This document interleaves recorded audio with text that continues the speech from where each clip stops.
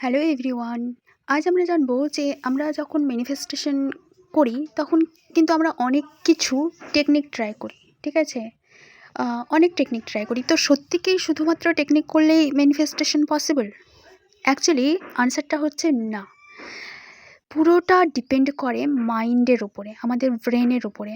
ওকে, আমাদের তখনই যে কোনো কিছু টেকনিক তখনই আমাদের জন্য কাজ করে যখন আমাদের মাইন্ডে সেটা একদম স্ট্রং বিলিভ থাকে যে না এটা হবেই, ঠিক আছে? তো সব কিছু যে কাজটা করে সেটা কিন্তু আমাদের মাইন্ড করে। টেকনিক শুধু সেটাকে বিলিভটা বাড়াতে হেল্প করে, ঠিক আছে?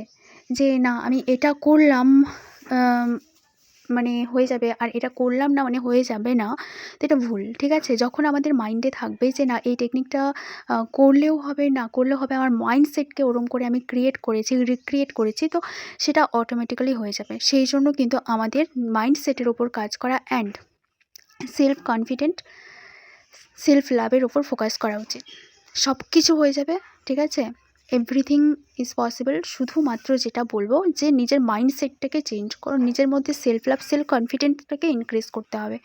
শুধুমাত্র টেকনিকের ওপর ডিপেন্ড করবো যে হ্যাঁ আমি দিনে 1 মিনিট টেকনিক করলাম, বাদবাকি টাইম কী?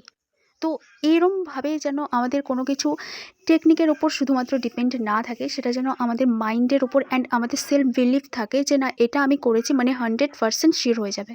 আর একটা কথা মাথায় সবসময় রাখবে যে কোনো কিছু ডিজায়ার তোমার কাছে এই জন্য এসেছে সেটা ফুলফিলমেন্ট হওয়ার জন্য।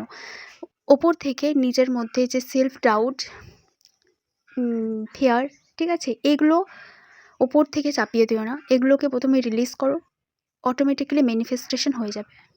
এটাই বলবো, ঠিক আছে? সো আজকের জন্য এইটুকুই, যে দেখা হচ্ছে পরের ভিডিওতে।